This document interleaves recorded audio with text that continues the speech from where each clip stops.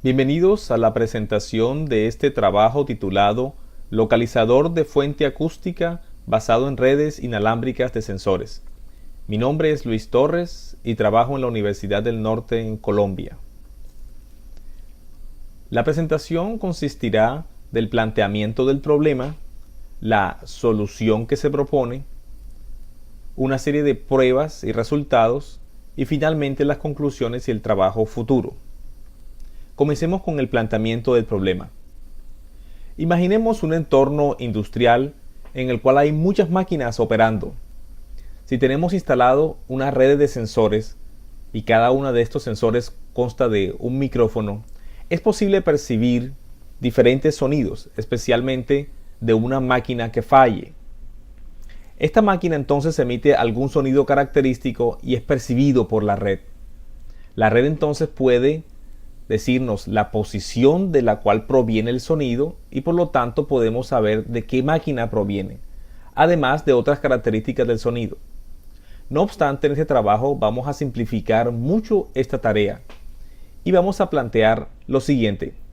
Deseamos como problema específico localizar una fuente acústica en dos dimensiones utilizando una red de sensores inalámbricos. Para simplificar aún más el problema planteado, vamos a reducir nuestro estudio a un plano de 10 metros por 10 metros. Utilizaremos básicamente tres sensores, es decir, constituyen una red pequeña y cada uno de los sensores tiene algún tipo de sensor acústico que le permite entonces percibir la onda acústica que se forma. El ambiente en el cual se plantea este problema es un ambiente relativamente silencioso y libre de obstáculos que puedan causar reflexión u otros sonidos extraños. La fuente acústica es una fuente puntual y además genera un sonido de tipo impulsivo, es decir, que el sonido tiene un frente de onda que se propaga de manera uniforme en ese plano. Además, asumiremos que la velocidad del sonido es constante y que es conocida. Así que tenemos en este dibujo el esquema general: tres sensores, un sensor conectado a un computador en el cual se llevan a cabo los cálculos. La estrategia de solución. Se utilizará una metodología llamada Time Difference of Arrivals, que consiste en medir la diferencia de tiempo de llegada de la onda acústica a los diferentes sensores. Los sensores escogidos específicamente se llaman IRIS. Son sensores que fabrica la empresa MEMSIC. Estos sensores poseen un reloj en microsegundos y que es posible sincronizarlo en una red completa con unas incertidumbres bastante pequeñas de alrededor de 10 microsegundos, que es el tiempo aproximado en que se reacciona ante una interrupción. Por lo tanto, entonces se puede tener unos errores bastante pequeños de los centímetros, del orden de los centímetros.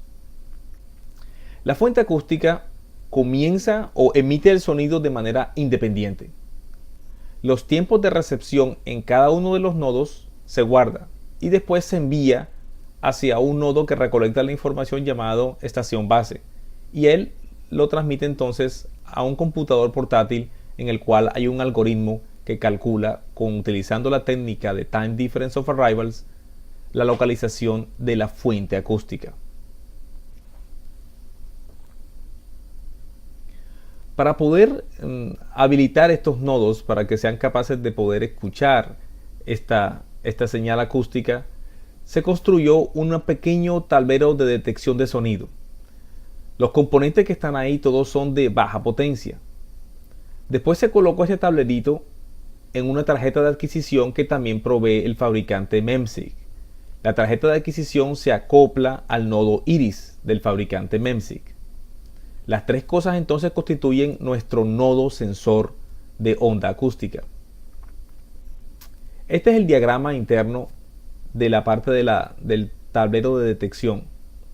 Consiste entonces en un micrófono, unas polarizaciones, un comparador y un 555 en configuración monoestable para poder sostener la onda durante un tiempo y poder causar una interrupción certera en el nodo iris. El algoritmo tiene básicamente las siguientes entradas. Las posiciones de los sensores son conocidas, es decir, hay que preestablecerlas. Y la velocidad del sonido también. Por ejemplo, en el entorno en el que estábamos, asumimos que a una temperatura de 25 grados, la velocidad del sonido es 345 metros por segundo. Más tarde notamos que un pequeño error en este parámetro puede producir ciertos comportamientos en los resultados. Pero eso nos dimos cuenta al final. Esta asunción de todas maneras es relativamente correcta. La red de sensores mide los tiempos de llegada T1, T2 y T3 a cada uno de los nodos. Como resultado se obtienen las coordenadas de la fuente acústica.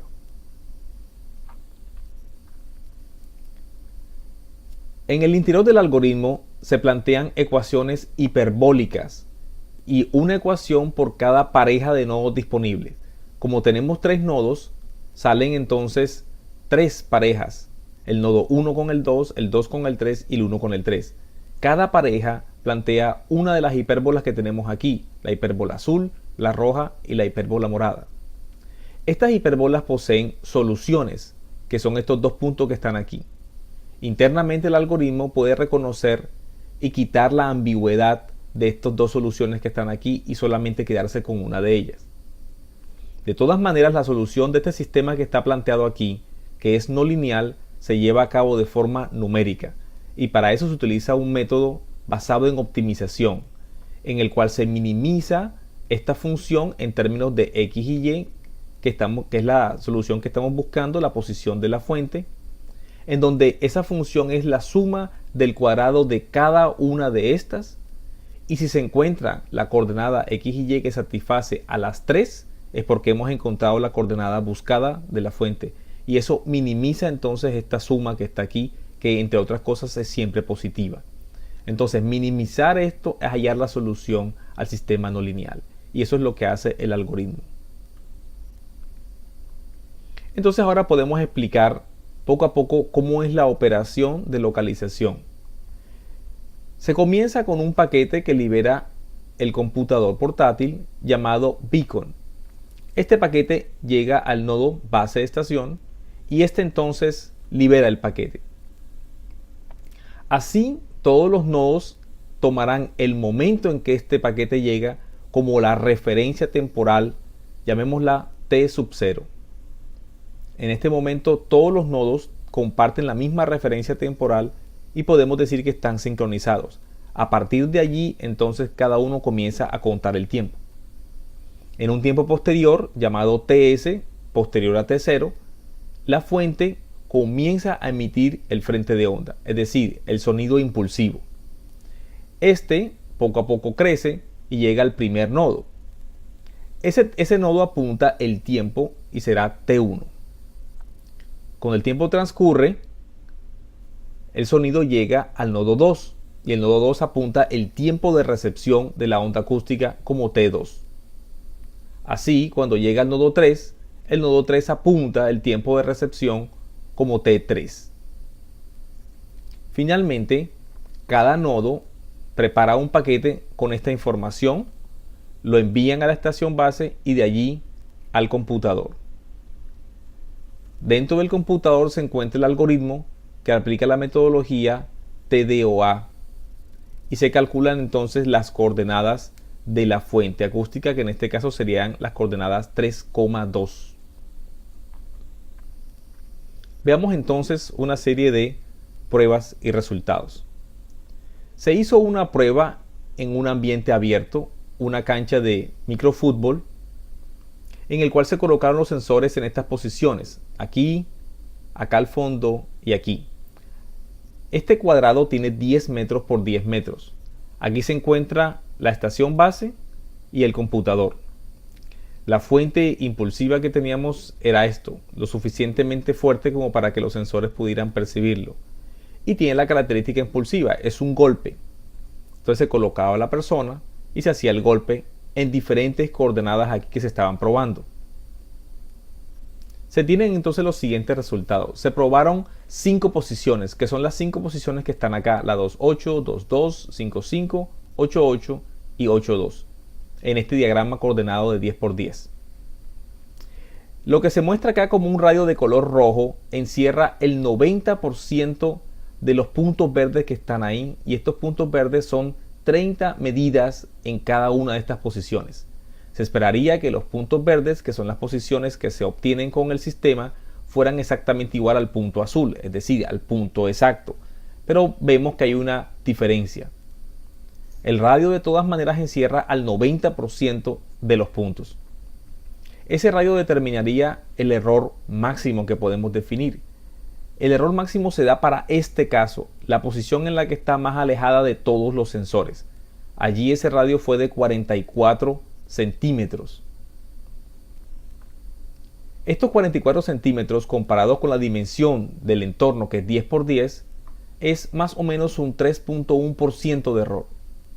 Si se toma ahora el error promedio con un 99% de confianza, vemos que es algo menor que 2% el error.